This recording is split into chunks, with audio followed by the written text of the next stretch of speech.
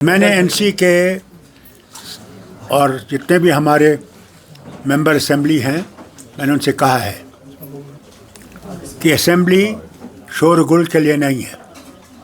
वहाँ डिबेट होनी चाहिए, डिस्कशन होना चाहिए, जो पार्लियामेंट में ख़त्म हो गया है। पार्लियामेंट भी इसीलिए थी कि वहाँ बहस कर सकती हो, वहाँ जवाब दे सकती हो, जवाब मांग सकती हो। कुछ सालों से वो पार्लियामेंट का हाल ज़रा खस्ता है। अल्लाह करे कि वो दिन आए जब फिर से उस पार्लियामेंट में, ऐसे ब्रिटिश पार्लियामेंट में होता है, वहाँ डिस्कशन होता है, डिबेट होती है, प्राइम मिनिस्टर और दूसरे मिनिस्टर्स जवाब देते हैं। यहाँ भी एक दिन विषय वापस आएगा जब हुकूमत को जवाब देना पड़ेगा, जैसे असेंबली में देना पड़ेगा। वोट नहीं किया है नेशनल कॉन्फ्रेंस को। किसने कहा? आपको क्या ऊपर से तार आया है? कांग्रेस हमारे साथ है और हमें सपोर्ट कर रही है। और बोलिए। सर, योगी आदित्यनाथ ने बोला है कि जो हलाल सर्टिफिकेट होगी खाने की, उसको अवॉइड ही कर दिया जाए। किसको? जो हलाल सर्टिफिकेट मिलती है ना यूपी में खाने पीने की, तो उसने बोला कि हलाल सर्टिफिकेट वाला खाना अवॉइड करना चाहिए सबको। ये आपको यूपी के वालों के सवाल पूछना चाहिए, हम लोगों से कोई ताल्लुक नहीं है।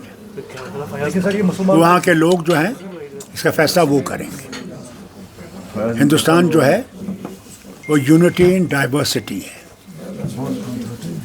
और जब तक डाइवर्सिटी को हम कायम करेंगे, उसको मजबूत करेंगे, तो भारत भी मजबूत रहेगा।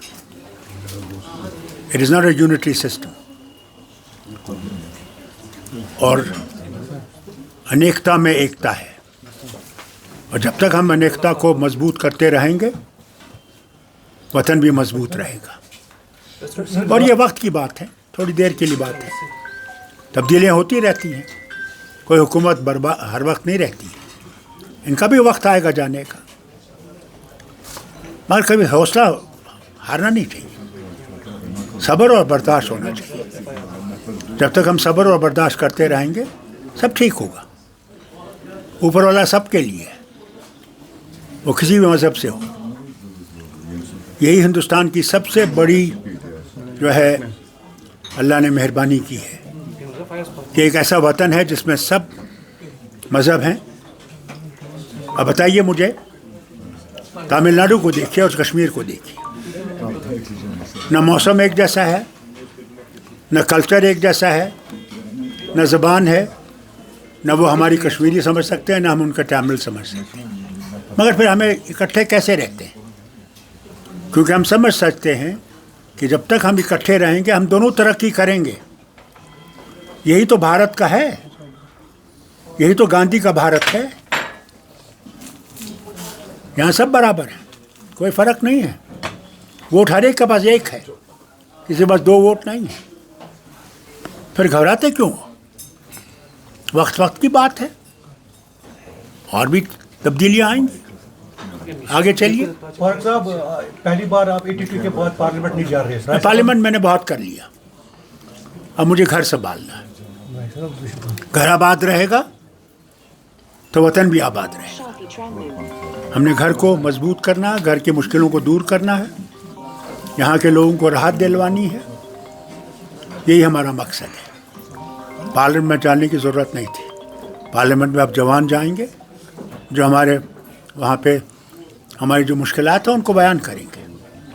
और हमारे पार्लियामेंट मेंबर सिर्फ हमारे लिए नहीं है, उनको वतन के लिए भी देखना पड़ेगा कि वतन में जो खराबियां हैं उनको ठीक करना पड़ेगा। एक बात मैं आपसे क्लियर करना चाहता हूँ, उन्होंने जो अल्फाज इस्तेमाल किए थे डीसी के ख़िलाफ़, वो अनपार्लियामेंट्री थे, वो सही नहीं थे। मगर उस पर PSA लगाना भी गलत था। ये चीज़ें हल हो सकती थी बातचीत से। हर एक चीज़ बातचीत से हल हो सकती है, झगड़े और लड़ाइयों से कोई चीज़ हल नहीं होती है। अब देख लीजिए यूक्रेन का हाल देखिए क्या है। वहाँ अमेरिका लड़ रहा है रशिया के ख़िलाफ़, मारे जा रहे हैं यूक्रेनियंस। लड़ाई किसी का हल नहीं है। मैं उम्मीद करता हूँ अभी पुतिन और ट्रंप मिलने वाले हैं। अल्लाह करे कि उसमें वो दोनों हरदर्मी छोड़े और अमन की बात करें और अमन लाएं दुनिया में।